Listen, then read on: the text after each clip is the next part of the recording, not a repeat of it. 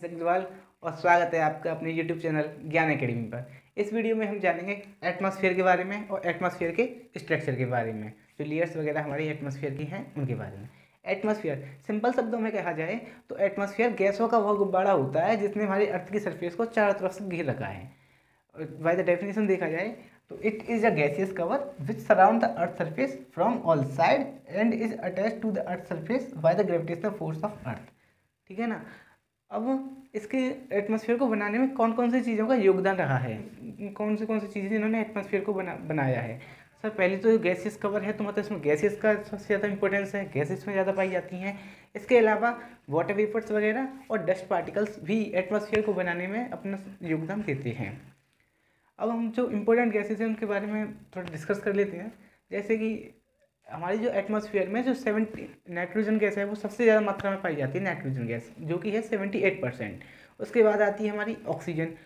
Nitrogen के बाद सबसे ज़्यादा मात्रा में पाई जाने वाली गैस ऑक्सीजन ही है जो कि 21% पाई जाती है, 21%। बची 1% में हमारी आ जाती हैं argon, carbon dioxide gas, neon, hydrogen और ओजोन। ये 5 गैसेज हैं जो कि 1% में आती हैं, जिनमें सबसे ज़्यादा पाई जाती है आर्गन, उसके बाद पाई जाती है कार्बन डाइऑक्साइड, उसके बाद नियॉन, फिर उसके बाद हाइड्रोजन, फिर हीलियम। ठीक है ना। अब हम थोड़ी डिटेल में पढ़ा जाए ऑक्सीजन के बारे में पढ़ते हैं। सर ऑक्सीजन के बारे में आप सभी भली बात जानते हैं कि ऑक्सीजन हमारे लिए कितनी इंपॉर्टेंट है, लाइफ फॉर्म्स के लिए, मतलब जो जीवित लोग हैं उनके लिए कितने इंपॉर्टेंट है, ह्यूमन बींग्स के लिए, एनिमल्स के लिए, प्लांट के लिए। एनिमल्स ऑक्सीजन का बहुत ही इंपॉर्टेंस है। इसके अतिरिक्त ऑक्सीजन हमें कन्वर्सन ऑफ मैटर के लिए बहुत ज़रूरी है। तो मतलब कि किसी चीज़ को जलाने के लिए ऑक्सीजन का होना बहुत ज़रूरी है। सपोज कीजिए कि आप एक मोमबत्ती ले लीजिए, एक कैंडल ले लीजिए और उसको जलाइए। अगर आप उसको कवर कर देती हो इस तरीके से कि उस पर ऑक्सीजन नहीं पहुंच पाती है, तो आप यह रियलाइज़ करोगे कि वो जो आपकी जो कैंडल आपने जलाई है वो बुझ जाएगी, क्योंकि उसे भी एक ऑक्सीजन की ज़रूरत पड़ती है। दूसरा है carbon dioxide gas. Sir carbon dioxide हमारे लिए इतना इंपॉर्टेंस नहीं है उसका, लेकिन जो प्लांट्स होते हैं उनके लिए बहुत इंपॉर्टेंस है, क्योंकि कार्बन डाइऑक्साइड प्रोसेस के तहत अपना खाना पकाते हैं, खाना बनाते हैं।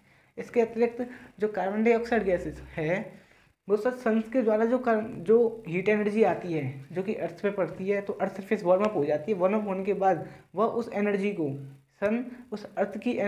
अर्थ उस एनर्जी को लौटा देता है लॉन्ग वेव रेडिएशन की तहत में, लॉन्ग वेव रेडिएशन की तरह लौटा देता है, जिसको कि हम आगे पढ़ेंगे हीट बजट ऑफ अर्थ में। लेकिन फिर क्या होता है, वो जो अर्थ होता है, जो कार्बन डाइऑक्साइड है वो उसे एब्जर्व कर लेती है उस हीट को, और फिर उसे बाउंस बैक अर्थ की सरफेस पर डाल देता है, जिससे कि हमारा अर्थ का सरफेस है गर्म हो जाता है।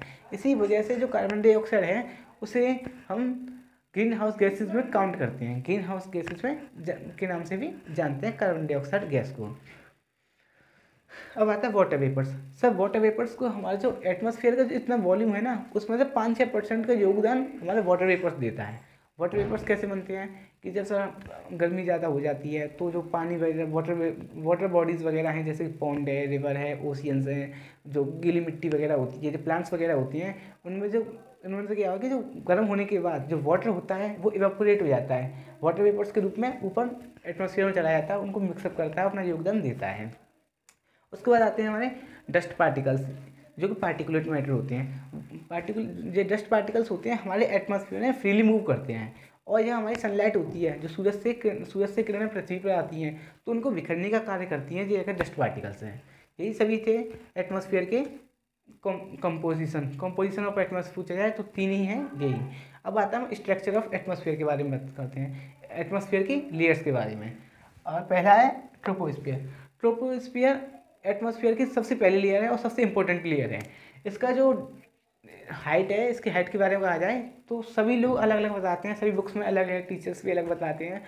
कोई कहता है 15 है, कोई कहता है 18 है, कोई 17 है, लेकिन मोस्टली बुक में देखा जाए तो 16, इक्वेटर से 16 किलोमीटर की हाइट का जो एरिया है वह ट्रोपोस्फियर की जोन में आता है। और ये इक्वेटर से जो ट्रोपोस्फियर का जो लेयर है वो 6 किलोमीटर है, और इक्वेटर से 16। यह सर इस लेयर में सभी प्रकार के जो वेदर फिनोमिनाज होते हैं, जैसे कि फॉग, रेनफॉल और हेलस्टॉर्म, क्लाउड्स जो बनते हैं, हेलस्टॉर्म, थंडरस्टॉर्म्स, आंधी तूफान वगैरह आते हैं इसी जोन में, सभी प्रकार के ये सब आते हैं। जो हमारे ट्रोपोस्फियर के जो अपर लिमिट होती है, अपर मोस्ट लेयर होती है ट्रोपोस्फियर की, उसको हम ट्रोपोपोज के नाम से जानते हैं। हालांकि इसमें एक नोटिस करने वाली बात यह है कि अगर कोई व्यक्ति या अगर हम नोटिस करें तो जो हाइट होती है, अगर वो बंदा नीचे से ऊपर की तरफ जाता है तो उसका जो टेम्परेचर होता है वो घटता जाता है। ठीक है, अगला है हमारा स्ट्रेटोस्फीयर। ट्रोपोस्फीयर के बाद जो अगला जो लेयर आता है वो आता है स्ट्रेटोस्फीयर, जिसकी जो लंबाई है, जिसकी जो हाइट है वो 16 किलोमीटर से 15 किलोमीटर के दायरे में ये आती है। स्ट्रेटोस्फीयर में जो लोअर स्ट्रेटोस्फीयर है उसमें सबसे उसका रोल सबसे ज़्यादा है, क्योंकि वहाँ पर जो हमारी ओजोन लेयर है ना वो पाई जाती है। और आपको पता ही होगा कि ओजोन लेयर का क्या महत्व है हमारे लिए, ह्यूमन बीइंग्स के लिए ओजोन लेयर का क्या महत्व है। नहीं पता तो मैं बताता हूँ कि जो ओजोन लेयर है ना वो अर्थ जो सन से जो अल्ट्रावायलेट रेड्स आती हैं जो कि हमारी स्किन को जला देती हैं या बहुत ही हार्मफुल होती हैं, उनको वहीं पर रोके रखता है। वो उनको वहीं पर रोके रखता है, पृथ्वी की अर्थ की सरफेस तक आने नहीं देता। और हमारे जो स्ट्रेटोस्फीयर है यहाँ पर किसी भी प्रकार का कोई वेदर फिनोमिना नहीं पाया जाता है, मतलब कोई क्लाउड्स फॉर्मेशन या थंडरस्टॉर्म्स वगैरह किसी प्रकार कोई कुछ नहीं बनता है। और स्ट्रेटोस्फीयर में जो सा हाइट होती है, अगर कोई बंदा नीचे स्ट्रेटोस्फीयर के नीचे से ऊपर की तरफ जाता है तो उसका जो टेम्परेचर है बढ़ना शुरू कर देता है। अब आता है मीसोस्फीयर। सर मीसोस्फीयर का जो एरिया है 50 से 80 किलोमीटर की दायरे में फैला हुआ है। ये 50 से 80 किलोमीटर दायरे में फैला है। और इसकी जो अपर लिमिट होती है उसको हम मेसोपोज के नाम से जानते हैं। और इसमें भी दोबारा से वही चीज़ दोबारा से लौट आती है जब कोई बंदा नीचे से ऊपर की तरफ जाता है। यहाँ पर हाइट में अगर बंदा नीचे से ऊपर की तरफ जाता है तो टेम्परेचर दोबारा से घटना शुरू कर देता है। थर्मोस्फीयर में क्या होता है कि अगर कोई बंदा नीचे से ऊपर की तरफ जाता है तो यहाँ पर भी तापमान बढ़ना शुरू कर देता है दोबारा से। थर्मोस्फीयर भी दो प्रकार के होते हैं, एक है आइनोस्फीयर, एक होता है एक्सोस्फीयर। सर आइनोस्फीयर का जो एरिया होता है वो 80 से 640 किलोमीटर का होता है और यह बहुत ही सूटेबल होता है रेडियो एक्टिव कम्युनिकेशंस के लिए। यहाँ पे सभी प्रकार की जो रेडियो एक्टिव कम्युनिकेशंस हैं वहाँ पे रखी जाती हैं। उसके बाद एक्सोस्फीयर हमारा 640 के बाद 640 के बाद जो एरिया आता है वो आता है एक्सोस्फीयर हमारे एटमॉस्फेयर की सबसे अंतिम और सबसे लास्ट लेयर है एक्सोस्फीयर। धन्यवाद।